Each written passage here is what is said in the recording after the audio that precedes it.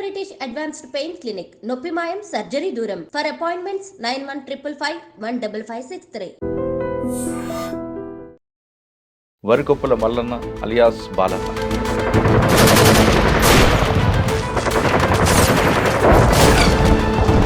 ఎందుకు అడవి వైపు అడుగులేసారు వస్తుంది అన్న? మాది రైతు కుటుంబం, గొర్రెల పాలన ఎక్కువ ఉన్నది. వెట్టి చాకిరి చేయించుకున్నాం. ఒక 1000 రూపాయలు తీసుకుంటే 1000 రూపాయల కిందకి భూములు కబ్జాలు చేసుకోవడం, ఒకటి పంచాయతీలు పెట్టి వాళ్ళని అలా చేస్తాం రాజకీయ కక్షలతోటి. పోలీస్ స్టేషన్ మీద దాడులు, వలగొండలో రైల్వే స్టేషన్ దాడులు అవి చేయాలని ఎందుకు అనిపించింది? ఎవరు చెప్తే చేశారు? అవి దాడులు ఎందుకు జరుగుతున్నాయి అంటే మన comrades.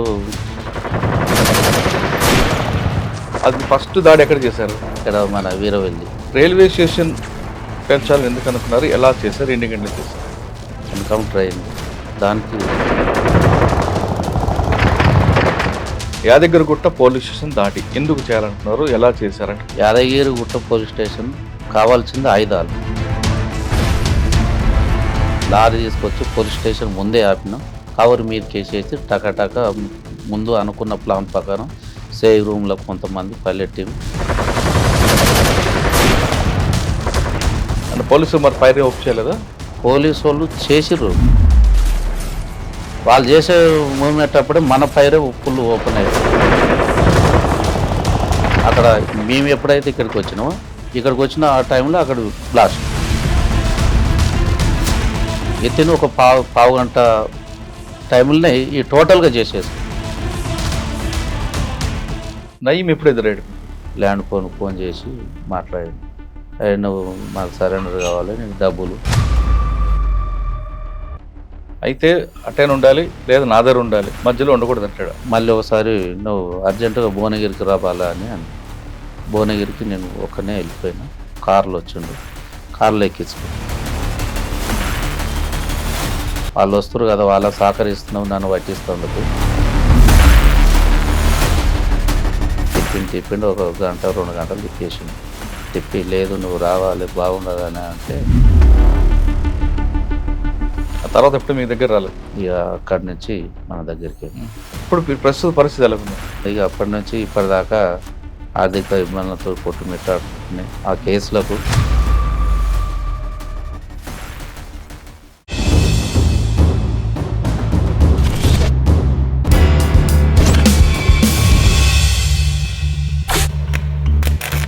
Welcome to crime confessions. గతంలో గ్రామాల్లో ఉన్న పరిస్థితి ప్రభావంతోనో లేదా మరో ఏ ఇతర కారణాలతోనో కొంతమంది యువకులు అడవి బాట పట్టారు. అడవిలోకి వెళ్ళి అన్నలతో కలిసి వాళ్ళు కూడా అప్పట్లో జరుగుతున్న ఆగడాలపై పోరాటం చేశారు. వాళ్ళు చేసిన పోరాటాల ఫలితమే ప్రభుత్వాల కిందకు వచ్చి ప్రజలకు కావలసిన మౌలిక సదుపాయాలు కల్పించింది అన్న దాంట్లో ఎలాంటి అతిశయోక్తి లేదు. ఆ విధంగా పనిచేసిన వాళ్ళు కొంతకాలం తర్వాత వాళ్ళకున్న వ్యక్తిగత కారణాలతోనో లేదా అనారోగ్య సమస్యలతోనో బయటికి వచ్చారు. ఆ విధంగా బయటకు వచ్చిన వారిని పరిచయం చేసే కార్యక్రమంలో ఈ వారం మన గెస్ట్ వరికొప్పుల మల్లన్న అలియాస్ బాలన్న. రాచకొండ దళం ఆలేర దళానికి దళ కమాండర్గా పనిచేసిన ఆయన గతంలో యాదగిరిగుట్ట పోలీస్ స్టేషన్ మీద దాడి, అందులో తుపాకీలు తీసుకువెళ్ళడం దగ్గర నుండి వలిగొండలో రైల్వే స్టేషన్, టెలిఫోన్ ఎక్స్చేంజ్ అన్ని ప్రాంతాల్లో జరిగిన బ్లాస్టింగ్లో ఆయన చాలా ప్రధాన పాత్ర పోషించారు. కానీ 2 సంవత్సరాలు పనిచేసిన తర్వాత ఆయన ఎందుకు బయటకు వచ్చారు? 2 సంవత్సరాల్లో ఆయన దళంలో ఉన్నప్పుడు ఆయన చేసిన కార్యక్రమాలు ఏ విధంగా ఉండేవి, ప్రజలకి దానివల్ల ఎలాంటి లాభాలు వచ్చాయనే విషయాన్ని అన్నని తెలుసుకుందాం. అన్న నమస్తే. నమస్తే. వరికొప్పల మల్లయ్య అలియాస్ బాలన్న. రాచకొండలో ఫస్ట్ యాదగిరిగుట్ట పోలీస్ స్టేషన్ అప్పుడు అటాక్ అప్పుడు మీ పేరు బాగా వినపడింది. తర్వాత వలిగొండలో ఏ జరిగిన రైల్వే స్టేషన్ బ్లాస్టింగ్ అవ్వచ్చు, టెలిఫోన్ ఎక్స్చేంజ్ అవ్వచ్చు, గవర్నమెంట్ ఆఫీసులు అవ్వచ్చు, ఎక్కడ బ్లాస్టింగ్ అన్నా బాలన్న అలియాస్ మల్లయ్య 2 పేర్లు ఖచ్చితంగా వినిపించాయి. ఆ గుట్ట పోలీస్ స్టేషన్ బ్లాస్టింగ్, అందులో తుపాకులు తీసుకొని ఏ విధంగా మీరు వెళ్ళారు? అక్కడ వెళ్తున్నప్పుడు ముందేమో రెక్కి వేశారా, లేదు సడన్గా అనుకున్న ప్లాన్ అది? దాని గురించి చెప్తూ దానికి చెప్పే ముందు ఒకసారి బాలన్న యొక్క కుటుంబ నేపథ్యం, ఎందుకు అడవి వైపు అడుగులేసారు ఒకసారి చెప్పండి. అన్న మాది రైతు కుటుంబం. నేను ఒక 10th క్లాసు మన హాస్టల్లో చదివిన. పెద్దకాపట్ల మా సంఘం, గ్రామ సంఘం, ఒలిగొండ మండలం, యాదాద్రి భువనగిరి జిల్లా. 10th దాకా ఒలిగొండ మన పెదకాపర్తి హాస్టల్ చదువుకున్నాం. అక్కడ వేసవి సెలవులు వచ్చేసినాయి. మరి బ్రదర్స్ అక్కడ మన నర్మేట మండలం అక్కడ పనికి పోయారు.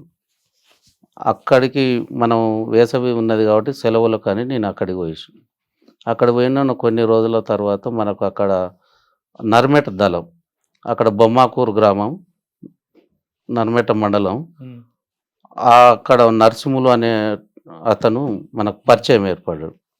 ఒక 2-3 నెలలు అక్కడ ఉండి నేను అంటే సెలవులకు వచ్చినప్పుడు పరిచయం ఆయన రోజు సాయంత్రం మనం తీసుకుపోయేది. అన్న గిరిదాకా పోదాం రా అంటే, అన్న ఏడికి అనేది అంటే మేము పోయేవరకల్లా అక్కడ ఒకసారి ఒకరిని తర్వాత మొత్తం దళాన్ని మొత్తం పరిచయం చేయించు. అప్పుడు బాలన్న కమాండర్, బాలన్న అని అక్కడ కమాండర్ ఉన్నాడు. అట్లా గత ఒక 6 మాసాల దాకా గడిచిన తర్వాత మళ్ళీ నేను కాలేజ్ చేద్దామని మన సొంత గ్రామానికి వెళ్ళి వచ్చిన. ఆ మధ్యలోనే మనకు 89లో మ్యారేజ్ అయింది. మ్యారేజ్ అయిపోయి ఇంటి దగ్గరనే ఉన్నా. 89లో మ్యారేజ్ అయింది. మనకు అప్పటికి 91లో ఇవి సంఘాలు, రైతు కూలి సంఘాలు. అప్పుడు మన ఏరియాలో దళాలు లేవు. రైతు కూలి సంఘాలు 1+1 రావడం జరిగింది. దళాలు రైతు కూలి సంఘాలు 1+1గా ఏర్పడి రైతు కూలి సంఘాల లెక్క విలేజ్లోకి వచ్చేసారు. విలేజ్లోకి వచ్చేసినప్పుడు మేము మమ్మల్ని మా దగ్గరికి వచ్చి అని ఎందుకన్నా అటువైపు మీరు వెళ్ళారు? అసలు చదువుకుంటున్నారు కదా, 10th క్లాస్ వరకు హాస్టల్ చదివారు, ఇంటర్మీడియట్ రాకుండా చదువుకోకుండా ఎందుకు అటువైపు వెళ్ళాల్సి వచ్చింది? ఎందుకు అటువైపు వెళ్ళారు అంటే, ఇప్పుడు మనం అక్కడ వరంగల్ ఏరియాలో కొన్ని మనం చూసినాం. అక్కడ శ్రీపతిపల్లి, తరిగొప్పల, వెల్దండ, బచ్చన్నపేట అక్కడ దొరల పాలన ఎక్కువ ఉన్నది. వెట్టి చాకిరి చేయించుకుని జీతగాళ్లకు ఎప్పుడు ఒక 1000 రూపాయలు తీసుకుంటే 1000 రూపాయల కిందకి ఒక 5-6 సంవత్సరాలు పని చేయించుకుంటోళ్ళు. చదువుకున్న 10th క్లాస్ వరకు హాస్టల్లో ఉన్నారు, చదువుకుని వచ్చారు, ఇంటర్మీడియట్ వెళ్ళి లేదంటే పెళ్లి చేసుకున్నారు, స్థిరపడకుండా అటువైపు ఎందుకు వెళ్ళాల్సింది? అంటే మీరు చెప్తున్నాడు వరంగల్లో దొరల ప్రభావం. వరంగల్లో మీ దొరల ప్రభావం ఉంది కానీ మీ ఊర్లో లేదు కదా. మా ఊళ్ళో ల్యాండ్ ప్రభావము, పంచాయతీలు ఒకటి అంటే కబ్జాలు చేసుకోవడం. ఇప్పుడు అమాయకులు రైతులను వేధించి భూములు కబ్జాలు చేసుకోవడం, ఒకటి పంచాయతీలు పెట్టి వాళ్ళని అలా చేస్తాం. రాజకీయ కక్షలతోటి వీళ్ళని వేధించడం ద్వారా మనకేమనిపించింది అంటే, అన్నలతోటి ఇప్పుడు దాంట్లో పోతే బాగా జరుగుతుంది కదా, అందరికీ కూడా సమాన హక్కులు ఉండాలి, మరి వీళ్ళకి ఎక్కడిది అన్న దాంతో దాన్ని స్ఫూర్తిగా తీసుకొని మనము అలా పనిచేయడానికి మనం నిర్ణయించుకున్నాం. ఎప్పుడు వెళ్ళారు? ఏ సంవత్సరం? మేము టోటల్గానే అంటే అన్న ఇప్పుడు 90కి ఇక్కడికి వచ్చేసాము. రైతు కూలి సంఘాలలో చేసేసినాము. 93 ఉపదళ కమాండర్గా పనిచేసినాము. 93-94 మధ్యన ఉపదళ కమాండర్ 1+1. అప్పుడు దళాలు మనకు ఎక్కువ లేవు, ఒకటే దళం ఉన్నది. 8 మంది 9 మంది తోటి తిరిగేవారు. అట్లా గురించి ఉపదళ కమాండర్ వేసి మనల్ని ఏరియా మొత్తం చూసుకో. మీకు ఎవరైనా బాధ్యులు అప్పుడు? మాకు బాధ్యులు గోపన్న, వాళ్ళకు విజయక్క వాళ్ళ మిస్సెస్. ఎప్పుడు అజ్ఞాతులకు వెళ్ళారు కదా, వెళ్ళిన తర్వాత ఎక్కడెక్కడ తిరిగారు మీరు? ఫస్ట్ మీకు డ్యూటీ ఏమి ఇచ్చారు వాళ్ళు? మాకు డ్యూటీ ఏమి ఇచ్చారంటే, ఇప్పుడు టోటల్గా వాళ్ళు ఒక నెలకు 15 రోజులకు ఒకసారి వచ్చేది దళము. ఈ ఊర్లో ఉన్న ఒక్కొక్క ఊరు తిరుగుకుంటా వాళ్ళ బాధలు, రైతులది ఏం బాధలు ఉన్నాయి, ఎట్లా ఉన్నాయి, రైతు కూలీలను కలిసి మనం రిపోర్ట్ తీసుకుపోయి టోటల్గా సేకరించేది. దళం మీట్ అయినప్పుడు మళ్ళీ మనం ఫలాని ఊళ్ళో ఈ పరిస్థితి ఉంది, ఇబ్బందులు ఉన్నాయి అన్న, ఇది పరిస్థితి ఫలాని వాళ్ళు ఇది ఉందనేది వాళ్ళను సంఘాలను పోగు చేసి ఐక్యతాటిగా తెచ్చి మళ్ళీ దళం కలిసినప్పుడు వాళ్ళ అందరిని పిలిపించి మాట్లాడిపించేది. ఓకే, అంటే మీరు సేకరించిన సమాచారం దళంకిచ్చి దళం ద్వారా సమస్య పరిష్కారం. ఆ విధంగా మీరు చేసిన గ్రామాల్లో మీరు గుర్తించిన సమస్యలు పరిష్కారం అయిన ఒకటి రెండు చెప్పండి. మేము గుర్తించిన పరిష్కారం మార్గాలు అంటే, సంఘంలోనే భూములకు బాటలు లేవు, బావుల కాడికి బాటలు లేకుంటే దాన్ని మనం బాటలు క్లియర్ చేసి పొలాల కాడికి బాట ఒక 5 గజాల దాంతో పరిష్కారం చేసిన సంఘటనలు ఉన్నాయి. వేరే ఊళ్ళలో పక్క ఊళ్ళలో భూముల్లో గొడవలు ఉంటే ఒక పెత్తందారి గుంజుకుంటుంటే వాళ్ళని కుసబెట్టి మాట్లాడి, నీది కాదు కదా భూమి, మరి వాళ్ళ పేరున్నది వాళ్ళకే ఉండాలని అటువంటి సమస్యలు కొన్ని భూముల విషయంలో పరిష్కరించడం జరిగింది. ఇంకా కుటుంబ నేపథ్యంలలో అంటే కొన్ని రాజకీయ కక్షలతోటి వాళ్ళు బలవంతులు ఇప్పుడు రాజకీయంగా చిన్నోళ్ళని ఎదగనీయకుండా ఉండి వాళ్ళని దాన్ని అరాచకంగా చేస్తే పిలిచి మందలించడం. ఏ గ్రామంలో? సంగ్యాముల వర్కట్ పెళ్లి. మన మీరు దళంకి వెళ్ళారు, చేరారు, చేస్తున్నారు. అమ్మా నాన్న ఒప్పుకున్నారా? మరి అమ్మా నాన్న ఒప్పుకోలేదు.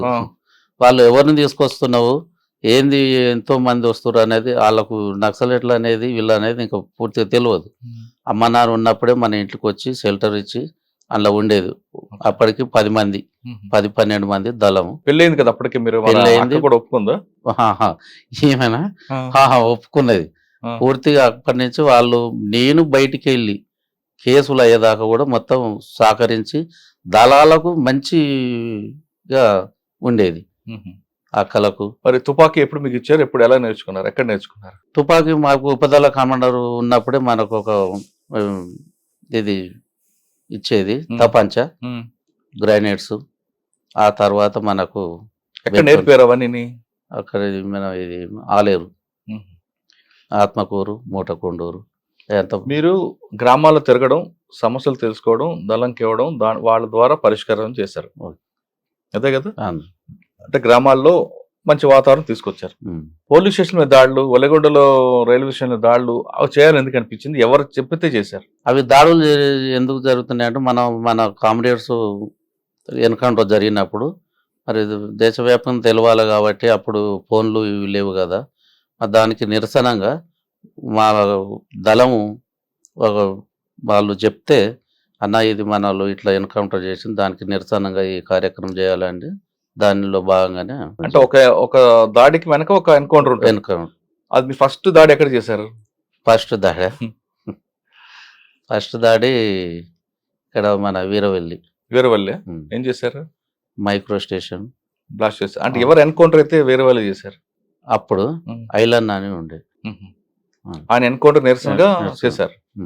మరి మీకు మందు పాత్రలు అవన్నీ ఎవరు ఇచ్చారండి? మందు పాత్రలు అన్ని మన దళమే సమకూర్చేది. అలా ఆ విధంగా వలిగొండలో ఎన్ని చేశారండి? Valigonda railway station, guest house Madhavareddy guest house, ఒక బస్సు. అంటే మీరు 1+1 ఇంకెవరు ఉండేవారు? 1+1 రైతు కూలి సంఘం. ఎట్లు మీకు చేసిన దాడిలో మీకు బాగా గుర్తుండిపోయింది చెప్పండి. రైల్వే స్టేషన్, మాధవరెడ్డి గారి గెస్ట్ హౌస్? మాధవరెడ్డి గారు. ఎందుకు? ఆయన హోమ్ మినిస్టర్ కదా, పక్కనే వాళ్ళ ఊరు 2 కిలోమీటర్లది. దానికి పోలీసు టీడీపీ ప్రభుత్వం అప్పుడు మనం అంటే ఒక పక్క ఊరు కాబట్టి ఈయన ఎట్లయినా పట్టుకోవాలి అనేది పోలీసు మొత్తం టోటల్గా అప్పుడు డిఎస్పి రవీందర్ రెడ్డి, సిఐ మద్దిపాటి శ్రీనివాసరావు వాళ్ళు బాగా అది చేసేది భువనగిరి ఏరియాలలో. అంటే ప్రభుత్వానికి కంట్లో పడాలని మీరు మాధవరెడ్డి గారి గెస్ట్ హౌస్? ప్రభుత్వానికంటే అప్పటికే నిర్బంధం పెరిగింది. మనం రైతు కూలి చేసేటప్పుడు, ఉపతల కమాండర్ చేసేటప్పుడే టోటల్గా పోలీసులు ఇన్వాల్వ్ అయ్యేది, మన ఇంటికి వచ్చిపోయేది. తీవ్ర నిర్బంధం 94-95లో ఇక ఉండలేని పరిస్థితి. అప్పుడు ఉండలేని పరిస్థితి దళంతో మనం మాట్లాడి అన్న పరిస్థితులు ఇట్లా అయిపోయినాయి అనే దాని మీద వాళ్ళు ఒక షెల్టరు, చిన్న పిల్లలు, ఇప్పుడు వీళ్ళు 3 2 బాబులు 1 అమ్మాయి అన్నప్పుడు కొన్ని రోజులు బాగా అయిపోయింది. అన్న ఇక్కడ పరిస్థితులు బాగాలేవు, కొన్ని రోజులు డెన్నులో ఉంచుతామని అన్నారు. డెన్నులో అక్కడ మన చందర్ బిహెచ్ఎల్ చందర్ నగర్ అక్కడ ఉంచే వరకల్లా కూడా అక్కడ కూడా వీళ్ళు కనిపెట్టి అక్కడికి రావడం జరిగింది. మా మిసెస్ చూసి బాబుని తీసుకొని బయట షాపుకి పోతుంటే వాళ్ళు వచ్చి నిఘా పెడితే ఈమె చూసింది కదా వాళ్ళని ఎప్పుడు ఇంటికి వచ్చేటోళ్ళని. అట్లా చూసి ఇట్లా పోలీసులు ఇన్ఫార్మ్గా డ్రెస్ లేకుండా సివిల్ డ్రెస్సులు వస్తారు, మరి ఇట్లా ఎప్పుడో దాడి చేసి ఏవో అరెస్ట్ తీసుకుపోతారన్న దాని మీద అక్కడికి క్యాంప్ మార్చి దళానికి ఏపేటుండే. అన్న ఇది పరిస్థితి అంటే మళ్ళీ ఇక్కడికి సిటీ ఎల్బీ నగర్ ఏరియాలో ఇక్కడ షెల్టర్ తీసుకుంది. అంటే చందానగర్ నుంచి ఎల్బీ నగర్. చందానగర్ ఎక్కడ ఉండేవారు? చందనగర్ శాంతినగర్లో. అంటే కవర్ ఏంటి? ఏమో కోరియరు, ఏపీట్లు కదా. అక్కడ ఏమని చెప్పి అది తీసుకున్నారు? మేమా మేము ఇక ఇట్లా కూలి చేసుకుంటాము, డ్రైవర్ చేసుకుంటాము అన్న ఆలోచనతో తీసుకున్నాం. అంటే పని ఏమో డ్రైవరు. సరే, అక్కడి నుంచి వచ్చారు. రైల్వే స్టేషన్ పెంచాలని ఎందుకు అనుకున్నారు, ఎలా చేశారు, ఎన్ని గంటలు చేశారు?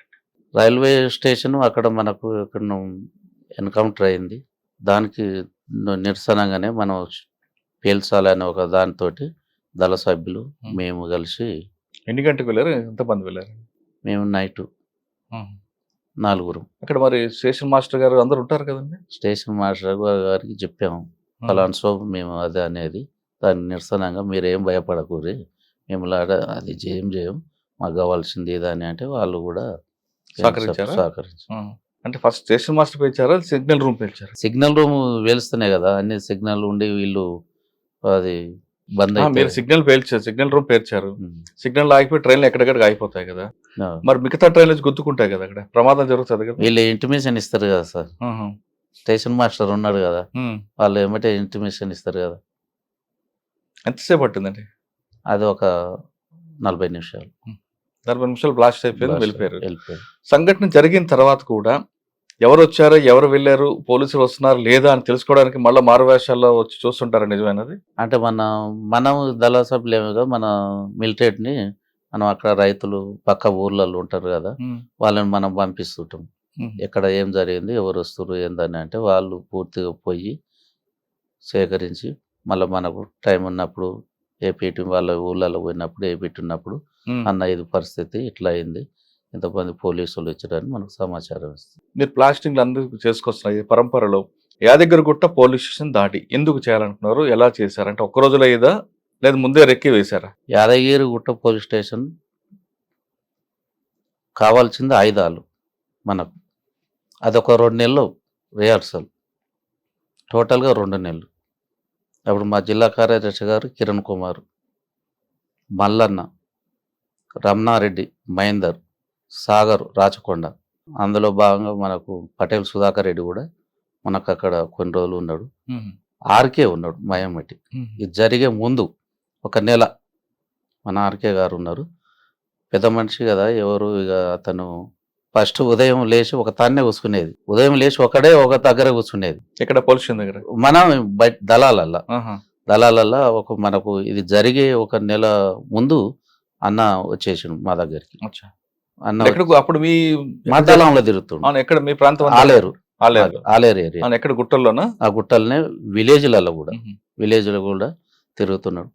ఎవరో పెద్ద మనకు అన్న నాయకుడు ఉన్నాడు అనేది మనకు కూడా అర్థమైంది. అక్కడ కూర్చుంటే మనం క్లాసులలో ఏమైనా తెలియని మళ్ళీ అన్న వచ్చి మనకు చెప్పేది.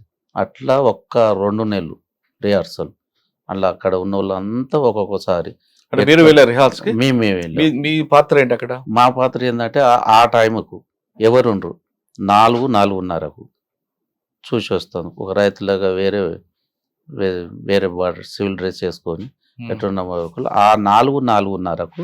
ఎందుకు ఆ టైం ఎందుకు ఎంచుకున్నారు వాళ్ళు? మనోళ్ళు ఎంతమంది పోయినా కూడా ఆ టైంకి వాళ్ళు బయటికి పోయి ఈ షాపులల్లా ఇంకో ఉండేది, 1-2 అక్కడ. ఒక సెంట్రీ కూడా అంత పగడబందిగా, ఒక సెంట్రీ, ఒక లోపల ఇంకొకరు అట్లా ఉండే. సాయంత్రం 4 ఫోర్స్ ఉండదు. దాన్ని మనం అట్లా ఒక 2 నెలలు రిహార్సల్ అట్లా చేసి, మనం ముఖ్యంగా ఆయుధాలు లేవు, దళాలు ఎక్కువ మూవ్మెంట్ అయిపోయినది. ఆయుధాలు అప్పట్లో ఇప్పుడు మధ్యాహ్నం లెక్క లేవు కదా, ఆయుధాలు మన పోలీస్ స్టేషన్ మీద దాడి చేయాలి, ఆయుధాలు తెచ్చుకోవాలి. అప్పటికి సిఐ రూము, ఎస్ఐ రూము, ఈ పోలీస్ బ్యాచ్ 3 ఫైనల్ చేసుకున్నాం. 3 ఫైనల్ చేసుకున్న తర్వాత ఒక లారీ తీసుకున్నాం. లారీ మేము ఇక్కడికి వెళ్ళి భువనగిరి అక్కడ మగ్దుంపల్లికి వెళ్ళి అక్కడికి వచ్చేసినాం. లారీ ఒక దగ్గరికి వచ్చేసింది. 4-4:30 ప్రాంతం లారీ ఎక్కేసినాం, కవర్ వేసేసినాం. ఎంతమంది లారీలో? మేము రాచకొండ 7-8 మంది, మేము 15 మంది, ఆలేరు దళం 22 మంది మొత్తం. టోటల్గా 22 మంది మనం ఎక్కేసి లారీ తీసుకొని వచ్చేసినాం. లారీ తీసుకొచ్చి పోలీస్ స్టేషన్ ముందే ఆపినాం.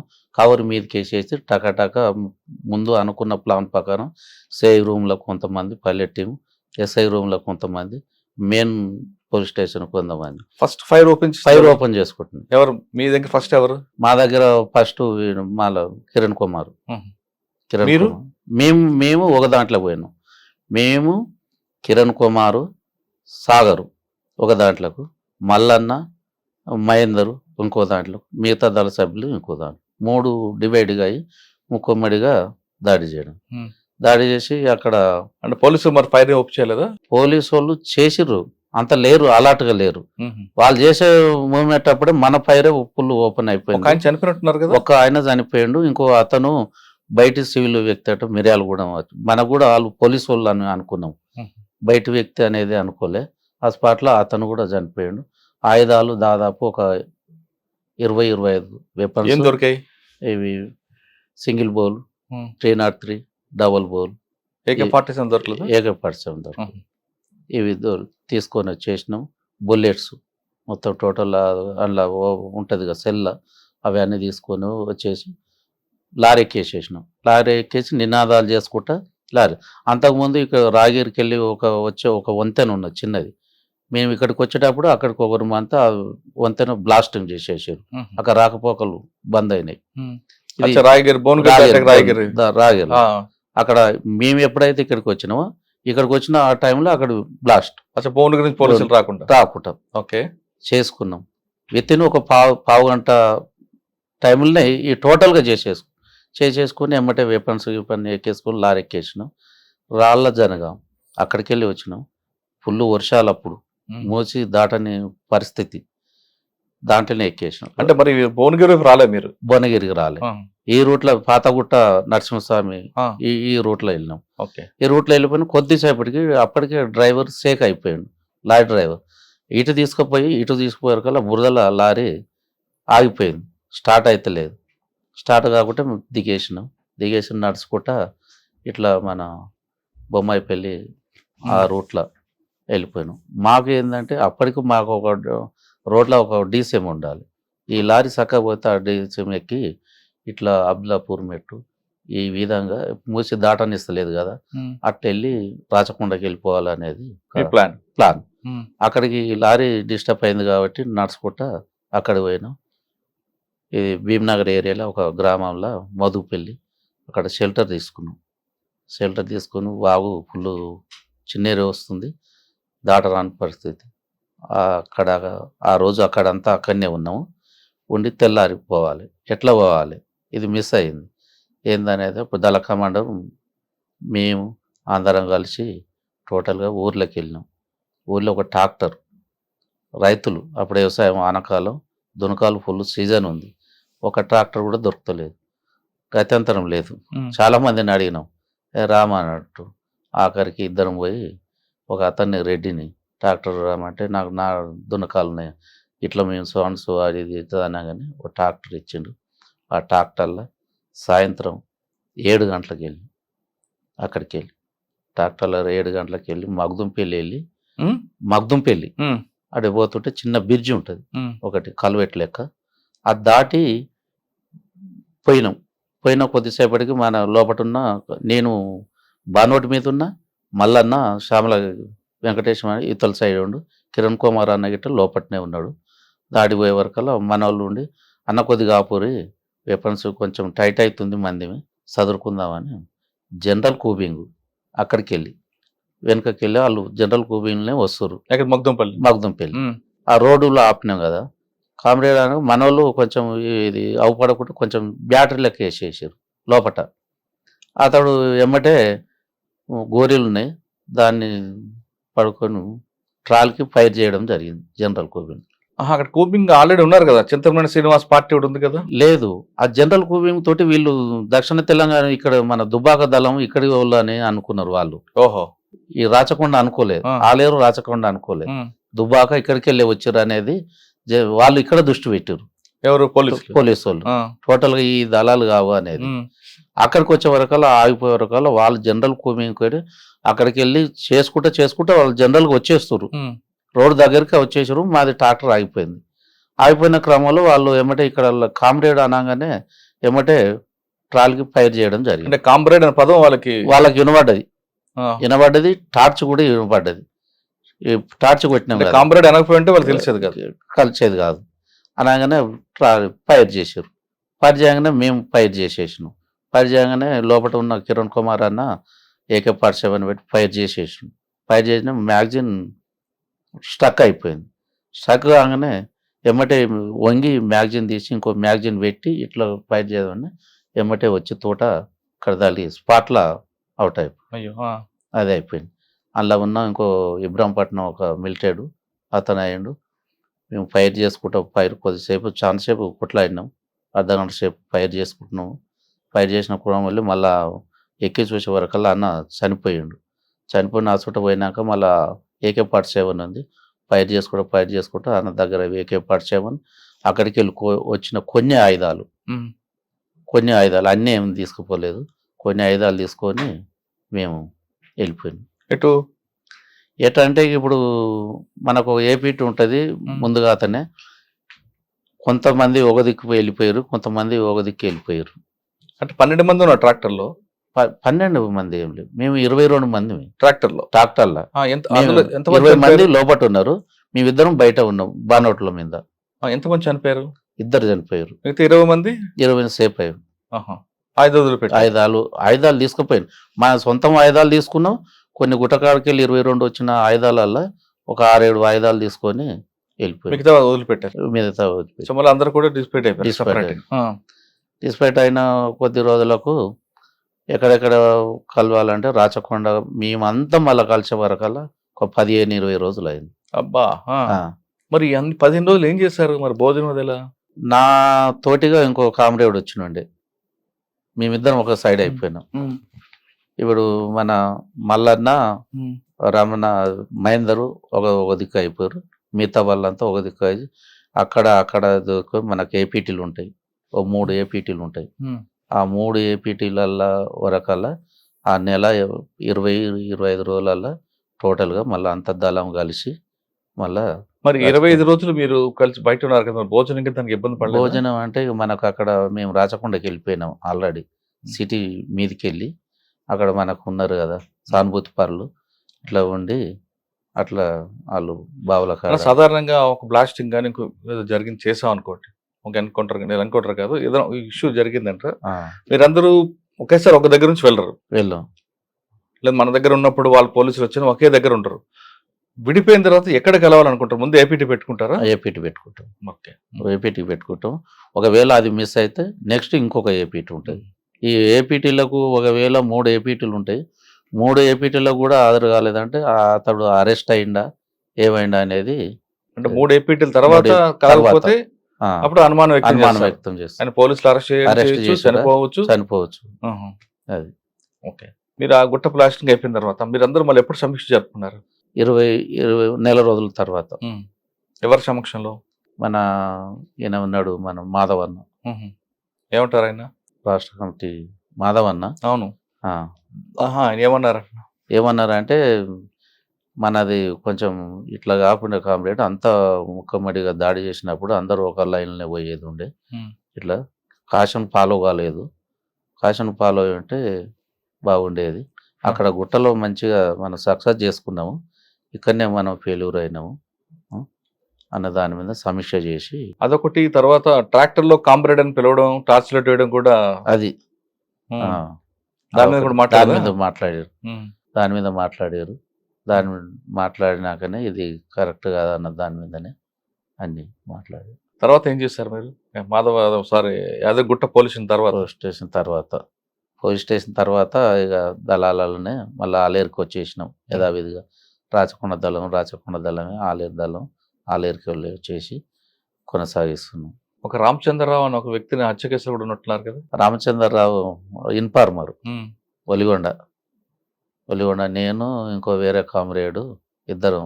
ఎందుకు ఇన్ఫార్మర్ మీకు ఎలా నిర్ధారిస్తారండి? అంటే ఇప్పుడు అతను ఖాళీ బేరం చేసుకునేది, ఆయనకి ఏం పని లేదు, ఎక్కడ ఏం చేస్తారు, ఏ ఊళ్ళో ఎవరెవరు మిలిటరీలు ఎవరు దానికి వస్తారు అని సేకరించి పోలీస్ వాళ్ళకు ఇన్ఫార్మర్ సమాచారం ఇచ్చేది. దాంట్లో భాగంగా అప్పుడు ఒకసారి ఏం చేయలేదు, ఒకసారి పిలిపించి మాట్లాడినాం. అన్న అట్లా కాదు, నేను మంచిగానే ఉంటున్నా అంటే, వద్దు నువ్వు ఇది పద్ధతి మానుకో అని కూడా ఒకసారి 2 సార్లు హెచ్చరించడం జరిగింది. అది చెప్పినా కూడా మానుకోకపోవడంగా ఫైనల్గా అది సమాచారం మొత్తం ఒలిగొండ సమాచారం చేరవేస్తున్న దానిలో భాగంగానే పార్టీ నిర్ణయం వరకే అది. ఆ పార్టీ నిర్ణయం మీ నిర్ణయం? మా నిర్ణయం. పార్టీ నిర్ణయమే మా నిర్ణయం. అంతే అన్న. ఆయన మీతో పాటు 1-2 సంవత్సరాలు పనిచేస్తుంటాడు, తర్వాత ప్రలోభాలకు గురై ఇన్ఫార్మర్ మారి ఉండొచ్చు అనుకుంటాం మనం.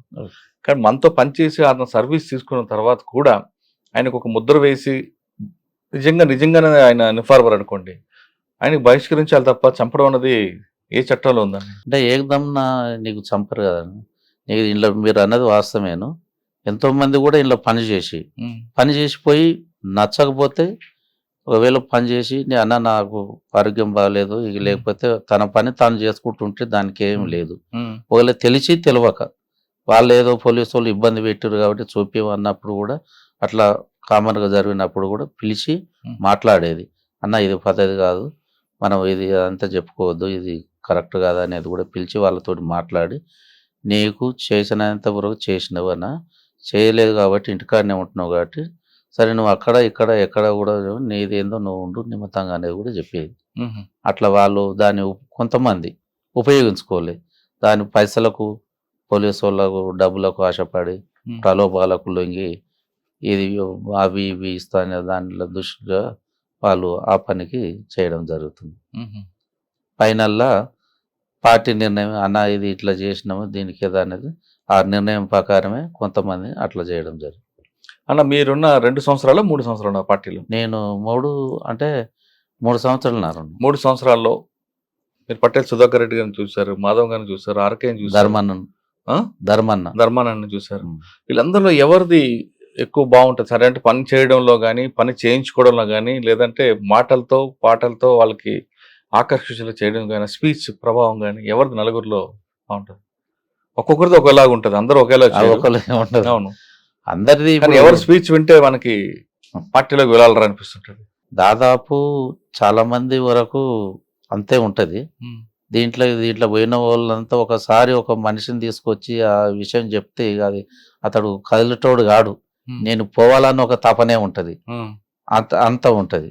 అది ఆ విధంగా మనిషి అట్రాక్ట్ చేసే స్పీచ్ ఇచ్చేవారు సుధాకర్ అన్న లేదంటే మాధవ్ అన్న? పటేల్ సుధాకర్ అన్న కూడా బాగా అది చేసేది. మాధవ్ అన్న కూడా, కానీ మాధవ్ అన్న చాలా నెమ్మదొస్తాడు కదా. చాలా నెమ్మతం. దాదాపు మేము మా దళంతో ఆయనకు చాలా జిల్లా కమిటీ బాధ్యతలు కూడా చేసుకున్న అక్కడ రాష్ట్ర కమిటీ సభ్యుడిగా ఉండి చాలా రోజులు ఉండడం జరిగింది.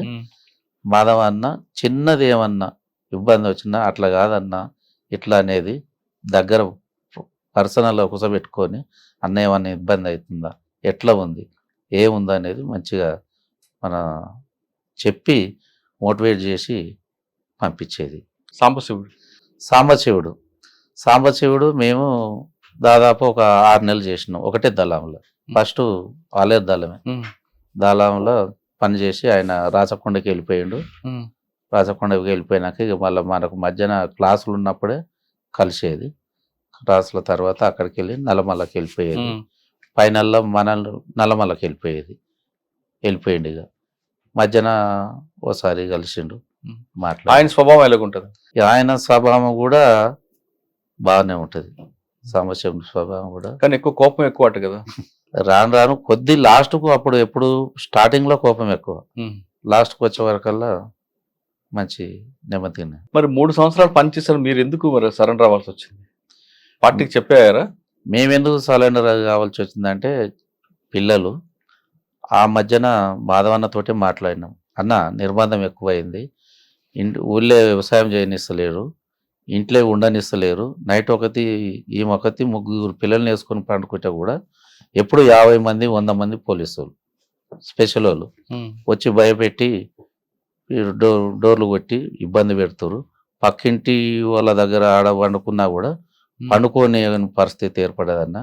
ఏంది ఇట్లా మరి పిల్లల్ని ఏందని అంటే మాధవాన్ని ఉండి అన్న మరి ఏంది అని అంటే లేదన్నా మరి పిల్లలు ఇబ్బంది ఉంది కదా, అనారోగ్యం ఉన్నది, మరి వీళ్ళది ఏందని అంటే మాధవ నుండి అన్న మేమేమన్నామంటే 3 పిల్లల్ని ఒక తాను వేద్దామన్నా, ఆమె కూడా వస్తూ ఉంటుంది, మరి నిర్బంధాన్ని తట్టుకోలేక ఇబ్బంది పెడుతురు అని అంటే అన్న ఉండి ముగ్గురిని కాదు వాళ్ళకొకరికి ఇద్దామన్న ఒక ఆలోచన మాధవన్న చేసిండు. మాధవన్న చేస్తే పిల్లలు ఎవరికి ఇద్దామని ఈ వేరే వాళ్ళకి ఇచ్చి వాళ్ళు అక్కడ పెరుగుతుంటారు అనే దాని మీద ఆలోచన చేసిండు. అన్నప్పుడు మనకు కొంత టైం ఇచ్చిండు. అన్న దీని మీద మరి ఆలోచన చేసుకోరి, ఒకదానైతే ముగ్గురు పిల్లలు ఒకదాని ఉండలేరు అనేది చెప్పేసిండు.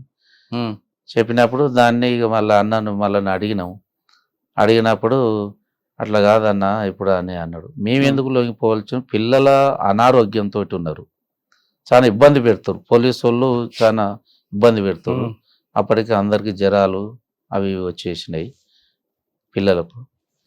దాంతో సుద్దాగా మనం బయట రావాల్సి వచ్చింది. దాంతో అనారోగ్యం. పార్టీ అనుమతితో వచ్చారు? పార్టీకి చెప్పినాం, చెప్పి ఇది పరిస్థితి అనేది. ఎవరి ముందు సరెండర్ అయ్యారు? జేవి రాముడు డిఐజీ. ఆయన ముందు సరెండర్ అయిన పోలీస్ స్టేషన్ ఇక్కడ వెలిగొండ, పోలీస్ మనకు CI Ravanapeta station Valigonda SI. Surrender అయిన తర్వాత కానీ సరెండర్ కాకముందు కానీ నయం ఎప్పుడైనా ఎదురుపడ్డా? నయం ఎదురుపడ్డాడు. ఎక్కడ? సరెండర్ అయినాక 2001 ఇంటి దగ్గరనే ఉంటున్నాం. అప్పటికే సరెండర్ అయిన తర్వాత వచ్చిన మీకు రావాల్సిన వచ్చా ప్రభుత్వం ఇవ్వాల్సింది చెప్తున్నా. సరెండర్ అయినాం. శ్రీనివాసు మధ్యపాటి శ్రీనివాసు, నేను నా ఫోటో కూడా నన్ను ఎప్పుడు ఎవరు చూడలే. డిఐజీ జేవి రామ్ దగ్గరికి పోయినప్పుడే ఈ డిఎస్పి గారు వచ్చారు, రవీందర్ రెడ్డి, మధ్యపాటి శ్రీనివాసరావు, ఎస్ఐ శ్రీనాథ్ రెడ్డి వీళ్ళు వచ్చారు. మేము అక్కడనే కూర్చున్నాం ఇట్లా టేబుల్ మీద. వాళ్ళు పోయారు, మీరు ఏ ఊరు అని అంటే ఇట్లా నేనే ఉరుకుప్పల మల్లయ్య అని అంటే, ఆహా నువ్వేనా అనేది అప్పుడు చూసారు వాళ్ళు. అప్పటిదాకా మన ఫోటోలు కూడా నేను ఎట్లుంటా అనేది కూడా వాళ్ళకి తెలియదు. మీరు సరెండర్ అయిన తర్వాత వచ్చారు? తర్వాత అయినా. ఎవరి ద్వారా అయ్యారు మీరు? నేను ఊర్లో ఒక పెద్ద మనిషి ఉన్నాడు, గర్దాస్ బాలయ్య అని, డిసిసి మాజీ అధ్యక్షుడు. ఆయన ద్వారా వెళ్ళారు? ఆయన ద్వారా ఇట్లా. అంటే అప్పుడు చూసారు పోలీసులు? అప్పుడు చూశారు. ఏమంటారు? నువ్వేనా మల్లయ్య అంటే నేనే సార్ అని అన్నాక మాట్లాడి అక్కడ మళ్ళా భువనగిరి పిలిపించారు. భువనగిరి కాడి పోయిన Valigonda police station. Valigonda police station కాడ ఉన్నప్పుడు కూడా ఒక 3 రోజుల దాకా అసలు ప్రెస్ మీట్ ఇట్లా సరెండర్ అయినది కూడా ఇస్తలేడు. ఇకపోతే మా మిసెస్ ఏం చేసింది, మళ్ళీ వీళ్ళు సరెండర్ అయిన 3 రోజులు అయింది, పేపర్ స్టేట్మెంట్ కూడా ఇస్తలేరు అనే విలేకరులకు చెప్పి, విలేకరులు పోలీస్ స్టేషన్కి వచ్చి మమ్మల్ని కలిసి ఎస్ఐ గారిని సిఐ గారిని కలిసి మాట్లాడుతుంటే ఏం లేదు మాట్లాడుతున్నాం అన్నది. ఆ రోజు నెక్స్ట్ తెల్లారి సరెండర్ అయిన అనేది పేపర్ స్టేట్మెంట్ ఇచ్చారు వాళ్ళు. పేపర్ స్టేట్మెంట్ ఇచ్చినాక కొన్ని రోజులు కేసులు ఏం లేవు అనేది చెప్పేశారు. కేసులు లేవు అంటే సరే ఇంటికాడ ఉండు, కేసులు ఏం లేవు అన్న, మీకు వచ్చేది మీకు ఇస్తాము, ప్లాట్ ఇస్తాము, 5 ఎకరాల జీవో ఉన్నది, ఆ 5 ఎకరాల ల్యాండ్ ఇస్తాం అనేది చెప్పేశారు. సరే మంచిదిలే ఇప్పుడు అనేది మనం ఇంటికి వెళ్ళి వచ్చేసినాం. ఇంటికాడ ఉన్న కొద్ది రోజుల తర్వాత అసెంబ్లీ ఎలక్షన్ మళ్ళీ మాధవరెడ్డి గారు నిలబడి పోలీస్ స్టేషన్ పని ఉందా అనేది పిలిచారు. రమ్మంటే పోయినప్పుడు పోలీస్ స్టేషన్ పోగానే 14 కేసులు పెట్టి వాళ్ళు నల్గొండ జైలుకు పంపించేసారు. అయ్యో. నల్గొండ జైలుకు పంపిస్తే నల్గొండ జైల్లో 1 సంవత్సరం ఉన్నాం. ఆ 14 కేసులలో నల్గొండలో కొన్ని, భువనగిరిలో కొన్ని, రావణపేటలో కొన్ని. ఆ కేసులన్నీ ఏ రాజకీయ నాయకుడు కూడా అప్పట్లో టీడీపీ ప్రభుత్వం ఏ రాజకీయ నాయకుడు లేకుంటే మా మిస్సెస్ ముందటుండి 3 లాయర్లను పెట్టి బెయిల్ సంవత్సరం తర్వాత బెయిల్ తీసుకొని వచ్చేసి. మీరు అడగలేదా నా మీద కేసులు లేవని ప్రెస్ మీట్ పెట్టి మళ్ళీ నా మీద ఎందుకు పాత కేసులు పెట్టి? మేము అడిగినాం మధ్యపాటి శ్రీనివాసరావు కూడా అడిగితే లేదు అక్కడికి వెళ్ళి పైకి వెళ్ళి వచ్చేసింది, మాకేం తెలియదు ఇట్లా అనేది అతను చెప్పేసి. బయటకు వచ్చారు. బయటకు వచ్చాక మీ జీవనం ఎలా కొనసాగింది? మా జీవనం బయటికి వెళ్ళి వచ్చినాక 2001 1999లో లొంగిపోయినాం. 2001 ఇంటి దగ్గర వండుకుంటూ ఉంటే తెలంగాణ ఉద్యమంలో భాగంగా కళ్యాణ్ యాదగిరి రెడ్డి అతను ఉండి తెలంగాణ ఉద్యమం అప్పుడు అందులోనే పోరాడారు పబ్లిక్ గురించి, ఇప్పుడు తెలంగాణ గురించి పోరాడవలసింది, మీరు తెలంగాణ పార్టీలకు రావాలా అనేది పిలిచి మాట్లాడినాక సరే అన్న నేను వస్తా అనేది చెప్పేసిన. ఉమ్, కొన్ని రోజులు ఒక 5-10 రోజులు మండల నాయకులు పంపించి ఇంటికి పంపించేస్తే పెద్ద మనిషి మాట్లాడిండు కళ్యాణ్ యాదగిరి రెడ్డి. ఉమ్, నేను కూడా తెలంగాణ ఉద్యమంలో భాగం అని తెలంగాణ పార్టీలో అయ్యి తెలంగాణ పార్టీలో వండుకుంటూనే 14 సంవత్సరాలు సుదీర్ఘంగా తెలంగాణ గురించి పోరాటం చేసినాం. మరి మీ కుటుంబ నేపథ్యం ఆర్థిక పరిస్థితి ఎలా ఉంది? ఆర్థిక పరిస్థితి అంటే చాలా అప్పులు అయినాయి అప్పటికి. కేసులు లాయర్లకు ఉమ్, ఒకటి కాదు, ఇప్పుడు రోజు డైలీ దాదాపు యాదగిరిగుట్ట కేసులో ఉమ్, ఒక 25 మంది ఉన్నాం. ఉమ్, అందులో ఉమ్, డైలీ ఒక 15 రోజులు డైలీ కేసు, రోజు పోయి ఆ కేసులో రోజు ఉదయం పోవాలి, ఉమ్. 10 గంటల నుంచి 6 గంటల దాకా అక్కడ ఉండాలి. మరి నయీం ఎప్పుడు ఎదురాడు మీకు? నయం మీ తెలంగాణ ఉద్యమంలో ఇంటికాడ ఉంటున్న క్రమంలో ఉమ్, ల్యాండ్ ఫోన్ ఉండే, ల్యాండ్ ఫోన్కు వేరే అతను పంపించి ఉమ్, ఇంటికి పంపించి ల్యాండ్ ఫోన్కు ఫోన్ చేసి మాట్లాడాడు. నువ్వు మాకు సరెండర్ కావాలి, నీకు డబ్బులు అవి ఇవి ఇస్తాము, నువ్వు సరెండర్ కావాలి, మాతోటి పని చేయాలి అని అంటే నేను చేయలేమన్నా, మేము స్వచ్ఛందంగా వచ్చినాం, నీ అక్కడ ఇక్కడ కాదు ఊర్లోనే అనుకుంటున్నాం, మనకున్న కొద్ది వ్యవసాయంలో మనం చేసుకుంటూ ఉంటాం అంతే తప్ప కానీ మేము రామని చెప్పి. నయీము ముందు ఒక వార్నింగ్ ఇస్తాడండి, అయితే అటైన్ ఉండాలి లేదా నా దగ్గర ఉండాలి, మధ్యలో ఉండకూడదు అంటాడు. అటువంటి వార్నింగ్ వచ్చిందా మీకు? ఇతను వచ్చి ఫోన్ చేసిన కొద్ది రోజులకు మళ్ళీ ఒకసారి నువ్వు అర్జెంటుగా భువనగిరికి రావాలా అని అన్నా. భువనగిరికి నేను ఒక్కనే వెళ్ళిపోయినా, కార్లో వచ్చిండు, కార్లో ఎక్కించుకొని ఏంది సంగతి అని నేను ఉండలేను, నా కింద పని చేయాలంటే నేను పని చేయలేను అని చెప్పేసి. పని చేయకుంటే మరి నువ్వు మళ్ళీ వాళ్ళు వస్తారు కదా, వాళ్ళకి సహకరిస్తున్నావు, నన్ను పట్టిస్తేందుకు నువ్వు ఆ పని చేస్తున్నావు, నేను అలాంటి పని ఏం చేస్తలేను, మేము వచ్చినాము క్రమంగా మన పని ఏందో మనం చేసుకుంటుంటున్నాం అంతే తప్ప కానీ అలాంటిది నిన్ను పట్టియాలి ఇంకోళ్ళకి వాళ్ళకు మేము కీడు చేయాలన్న ఒక ఆలోచన ఏం లేదు, నేను అట్లా రానని నేను చెప్పేసాను. తిప్పిండు ఒక 1-2 గంటలు తిప్పేసాను. తిప్పి లేదు నువ్వు రావాలి బాగుండదని అంటే నేను రానని చెప్పేసి పోతాను ఇడిచిపెట్టి వెళ్ళిపోయాడు. ఆ తర్వాత ఎప్పుడు మీ దగ్గర రాలేదు? ఇక అక్కడి నుంచి మన దగ్గరికి. నయీంతో పాటు కొన్ని దందాలు చేశారా నువ్వు? లేదు దందాలు లేదు. దందాలు చేస్తే ఇట్లా ఎందుకు నువ్వు బెదిరింపులు పాల్పడ్డారని కానీ నయీంతో కలిసి? లేదు సార్, నయీం అయిపోయింది, ఇప్పుడు ప్రస్తుత పరిస్థితి ఎలా ఉంది? పరిస్థితి ఎట్లా ఉంది? ఇక అప్పటి నుంచి ఇప్పటిదాకా ఆర్థిక ఇబ్బందులతో కొట్టుమిట్టాడుతుంటున్నాయి. ఆ కేసులకు ఖర్చులు, ఈ లయర్లకు కోట్ల చుట్టూ తిరగడానికి మొన్న రీసెంట్గా ఒక సంవత్సరం క్రితమే అయిపోయింది యాదగిరిగుట్ట. మీకు ఇవ్వాల్సిన 5 ఎకరాల భూమి ఇచ్చారా? ఇయ్యలే. మరి అడిగారా మీరు? మేము అడిగినాము, ఇస్తామని అంటారు. ఇప్పుడు కూడా 24 సంవత్సరాలు ఎందుకు ఇస్తారు?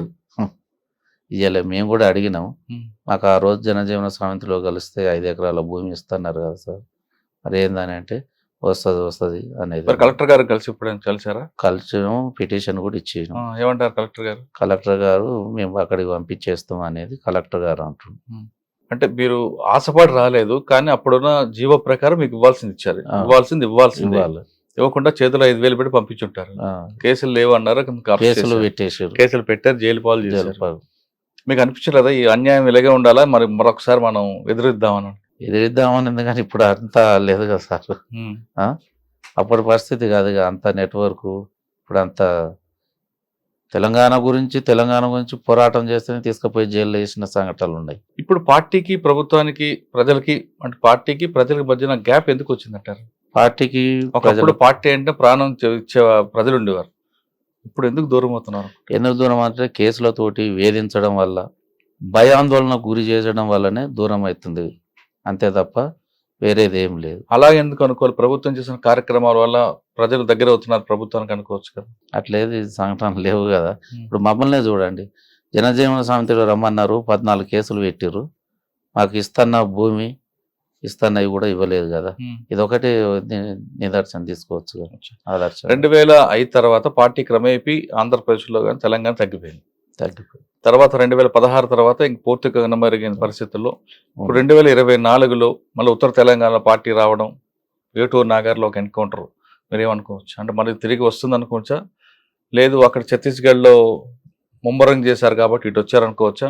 లేదు తెలంగాణలో తమ ఉనికిని చాటుకోవడానికి వచ్చారనుకోవచ్చు. ఛత్తీస్గఢ్ ఏరియాలనే టోటల్గా దించి అక్కడ ఉండలేని పరిస్థితి ఉన్నది కాబట్టి మొత్తం ఇక్కడ రావడం జరుగుతుంది అనేది అంటే వచ్చినా సరే ఇక్కడ మనుగడ ఉందంటారా? మనగడ ఉందని అనుకుంటే ఉండొచ్చు, ఉండకపోవచ్చు. ఇప్పుడు ఈ పరిస్థితులల్లో చాలా గడువు పరిస్థితి ఇప్పుడు. సార్ ఫైనల్గా చెప్పండి అన్న, మీ టైముల్లో కొంతమంది యువతలు, ఈ యువత అంటే యువతి కానీ యువకులు కానీ అయితే ప్రజాస్వామ్యబద్ధంగా చేయడం లేదా పేద ప్రజల కోసం కష్టపడడం అనేది జరుగుతుంది. అంకిత భావం చేసేవారు, విలాసాలు ఇవన్నిటి పక్కన ఉండేది. ఇప్పుడున్న యువత అంతా కూడా కేవలం విలాసాలకి వాళ్ళ వ్యక్తిగత స్వార్థాలకే ఎక్కువ అంకితం అవుతున్నారు. ఇటువంటి చూసినప్పుడు ఆ యువతకి ఇప్పుడున్న యువతకి జనరేషన్ మారింది కాబట్టి వాళ్ళు మారుతుండొచ్చు. ఇప్పుడు ఇటువంటి పరిస్థితులు చూసిన తర్వాత మీరు వాళ్ళకి ఇచ్చే మెసేజ్ ఏంటి? ఇప్పుడు డ్రగ్స్కి దానికి అలవాటు పడుతున్నారు. మీ టైంలో తీసుకుంటే చేస్తే ప్రజలకైనా చేయాలి లేదా ప్రభుత్వంగా చేయాలి. స్వార్థం అనేది తక్కువ ఉంటుంది. ఇప్పుడు స్వార్థం అయిపోయింది, విలాసాలు అయిపోయింది. ఇప్పుడు చూస్తున్న జనరేషన్కి మీరు ఇచ్చే మెసేజ్ ఏంటి? ఏ విధంగా ఉండమంటారు వాళ్ళు? ఇప్పుడున్న జనరేషన్కి ఏంటంటే అప్పటిలాగా ఇప్పుడు ఉండలేరు. ఇప్పుడున్న జనరేషన్ కూడా దాన్ని పాటించుకుంటా ఈ డ్రగ్స్కు దేనికి అలవాటు పడకూడదు. తనంతలో తాను ఇప్పుడు ఏ ప్రైవేట్ జాబో ఇంకే జాబో చేసుకొని కూడా ఉంటే బాగుంటుంది. ఇప్పుడు అట్లా కాకుండా మేము ఎక్కడికో పోతున్నాము, ఏడనో చదువుకుంటున్నాం అనేది వేరే విలాసాలకు అలవాడి వాళ్ళ తల్లిదండ్రులకు శోభించి వాళ్ళకి ఇటు వాళ్ళ లైఫ్ ఖరాబ్ చేసుకోవడం అది కరెక్ట్ కాదు. మీరు చెప్తే మంచిదే. ఆ విధంగా ప్రవర్తిస్తున్న యువతకి వాళ్ళ తల్లిదండ్రులు ఏం చేయాలి? తల్లిదండ్రుల పాత్ర ఉందంటారా లేదంటారా? తల్లిదండ్రులు చెప్తారు.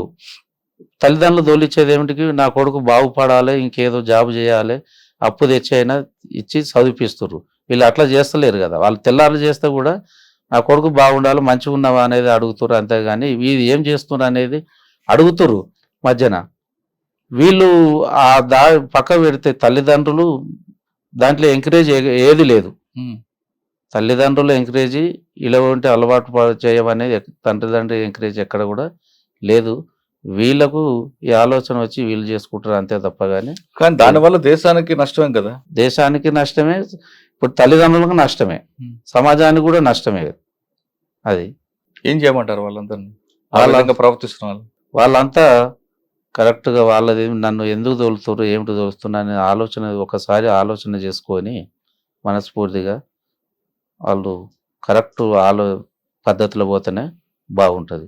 అన్న, కోనాపూర్ సాంబశివుడు మీతో పాటు పనిచేశారు. ఎందుకు బయటకు వచ్చారు ఆయన? అరెస్టా, సరెండర్ అంటారు? సరెండర్ అయ్యారు. వచ్చి అనేది రాజకీయంగా నిలబడదాం, ప్రజల్లో కలుద్దాం అనుకుంటున్న టైంలో మీ గ్రామంలో ఆయన హత్యకు గురవుతారు నయం చేతిలో. అసలు ఎలా జరిగింది? సాంబశివుడు హత్య ఎలా జరిగింది? సాంబశివుడు బయటకు వచ్చినాక కొద్ది రోజుల తర్వాత సంగం గ్రామానికి, అక్కడ మన ఒలిగొండ మండలానికి ఎట్లా వస్తే అందరు కూడా మీరే పిలిపించారు కదా. అన్నకు కొంతమంది కలిసి వేరే విలేజ్లో మన ఊర్లో దాదాపు 90% అంతా సానుభూతి పర్లే టోటల్గా. ఆ కాలంలో కూడా అప్పటి నుంచి అన్న ఉండేందనంటే అన్న అందరు కలుస్తారు, అన్ని విలేజ్లో కలుస్తారు, మీటింగ్ పెడదామన్న, ఈ సంఘంలో కూడా చాలామంది జాయిన్ అవుతారు అనేది అన్నాడు మనతోటి. అంటే సరే అన్న మీరు నిర్ణయించుకోరి, మరి మీరు ఏమంటారు అని అంటే, లేదన్నా ఒకనాడు సభ పెడదాము అనేది. అంటే డేటును అన్న కూడా ఫిక్స్ చేసి 2011 26 తారీఖు బహుశా అది నెల ఉంది. ఆ రోజు డేట్ ఫిక్స్ చేసినాం. రాములుండు, సాంబశివుడు, మేము ముగ్గురం కలిసే డేట్ ఫిక్స్ చేసినాం. ఆ డేట్ నాడు కార్యక్రమం చేసినాం. సాయంత్రం 4 గంటలకు కార్యక్రమం చేసినాం. కార్యక్రమం చేసిన అన్న వచ్చేసిండు, స్టేజ్ మీద వచ్చి చాలా నాయకులు కూడా వచ్చేసారు, మాట్లాడారు. అక్కడనే రాత్రి ఒక 11:30 అయింది. సభలో 11:30 అయింది. సభ అయిపోయినాక అన్న భోజనానికి మన ఇంటి దగ్గరనే భోజనం ఏర్పాటు చేసినాం. ఏపూర్ శోభ అన్న కళా బృందం ఉంది, డాక్టర్ చెరుకు సుధాకర్ అన్న ఉండు. ఇది కార్యక్రమం అయిపోయినాక అన్న భోజనానికి రారంటే మా పిల్లలు, అప్పుడు చిన్న పిల్లలు కదా చూసినాం, వాళ్ళందరినీ పిలిపించుకుని ఈమె కూడా మా మిస్సెస్ని పిలుచుకొని అక్క సత్తక్క బాగురా అనేది మాట్లాడి, అన్న రాండి అన్న ఇంటికి పోదామంటే, లేట్ అయింది అక్క, ఇప్పుడు ఒలిగొండలో భోజనం చేసిరట, మళ్ళీ ఒకసారి వద్దామని మాతోటి ఒక 10 నిమిషాలు అక్కడ మాట్లాడిండు. మాట్లాడి అన్న మళ్ళీ కలుసుదాం అనేది వెళ్ళిండు అతను. ఆయన వెళ్ళిన కొద్దిగా మట్టి ఆయన పోయినాక మళ్ళీ మేము కళాకాల బృందం, ఏపూరు సోమన్న బృందం, డాక్టర్ చెర్ సుధాకర్ అన్న వచ్చి మనం ఇంటి దగ్గర అన్నం తింటున్నాం. అన్నం తింటున్న ఒక 10 నిమిషాలల్లా అన్న సాంబశివుని మర్డర్ జరిగిందట ఇక్కడ గోకారం ఎక్స్ రోడ్ కాడ అన్న అనగానే మేము అంతా చేయగడుకొని చెరుకు సుధాకర్ అన్న కారు వేసుకొని వెళ్ళిపోయినాం. అక్కడికి పోయే వరకల్లా మొత్తం గ్లాసులు బలిగి ఉన్నాయి, అక్కడ ఎవరు లేరు. మేము పోతేనే చెరుకు సుధాకర్ అన్న తిరుపతి అన్నకు ఫోన్ చేసిండు, డిఎస్పికి ఫోన్ చేసిండు, ఎస్ఐకి ఫోన్ చేసినా ఎవరు కూడా లిఫ్ట్ చేయలేదు. పోకుండా అక్కడ ఒలిగొండ పోయినాం. ఒలిగొండ పోయే వరకల్లా భూపాల్ రెడ్డి హాస్పిటల్ వేసేసిండు. భూపాల్ రెడ్డి హాస్పిటల్ పోయే వరకల్లా మేము పోయి అక్కడికి చేరుకున్న క్రమంలో ఈ పేగులు మొత్తం బయట పడిపోయినాయి. బయట పడుకొని మేము పోయిన వరకు పోయి చూస్తుంటే అన్న నన్ను బతికించండి అన్న, అమ్మ నన్ను బతికించండి అనేది అంటుండు. ఆ ఒక్క మాటనే అన్న నన్ను బతికించుర్రి అన్న అని అనగానే చెరుకు సుధాకర్ నుండి ఏమంటే పేగులు డాక్టర్ కదా అతను, పేగులు లోపలికని ఒక కట్టు కట్టి అదే కర్ర వేసుకొని ఏడికి రావాలో మేము ఆ నైట్ అయింది కామినేని హాస్పిటల్ తీసుకొద్దామని వస్తున్నాం. భువనగిరికి వెళ్ళి రాంగ ఎట్లుంది ఏముంది అనేది అనేది గులుగుతుండు. ఇక్కడికి ఉప్పలు వీడికి సిగ్నల్ దగ్గరికి రాగానే చనిపోయిండు. ఉప్పలు సిగ్నల్ దగ్గరికి రాగానే అన్న మళ్ళీ సుధాకర్ అన్న ఇట్లుండి ఇట్లా చేయబెట్టి చూస్తే మళ్ళీ చనిపోయిండు, ఇక మనం ఎట్లా చేద్దాం అని అంటే చనిపోయినాక మళ్ళీ గాంధీలోకి తీసుకొని వచ్చినాం. గాంధీలోకి తీసుకొని వచ్చి గాంధీలో డెడ్ బాడీని తీసేసినాం. ఎంతమంది దాడి చేశారండి తర్వాత తెలిసి ఉంటుంది కదా? తర్వాత తెలిసిందంటే అందులో ఒక మారుతి చిన్నది వ్యాన్ వచ్చి ఊర్లో తిరిగింది అనేది తర్వాత రిపోర్టు సేకరించు. ఒక 5-6 ఉంటారని. ఎలా చంపారట? ఆయన స్కార్పియోగా వాడతారు కదా ఆయన? ఎవరు? సాంబశివుడు అన్న స్కార్పియో వాడారు కానీ ఇది మనోళ్ళు అని అన్న ఆపురా అని అనే వరకల్లా మన కార్యకర్తలు అన్న ఒక ఆలోచనతోటి ఆపిండు. దాంట్లో సడన్ ఆపంగానే ఎమ్మటే కత్తులు గిట్ట తీసి వేసేస్తాడు. అట్లా అయినా సీటు కిందకి పోయి 5 వరకల్లా సీటు కింద అయినా దేవులాడి వేసి చనిపోయిండు అనుకొని వాళ్ళు వెళ్ళిపోయారు. ఎవరు చేసిండ్రు? నయం మనుషులు. దీని తర్వాత మీకు ఫోన్ చేశాడు నయం చంపింది నేనే అని?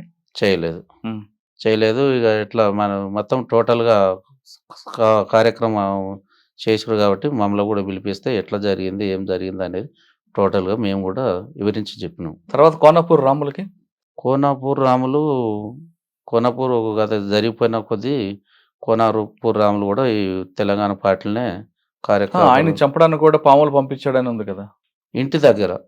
అది దాచిరెడ్డిగూడెం ఇంటి దగ్గర వాళ్ళ అమ్మ నాయన ఉన్నారు కదా, అక్కడ పంపించారు.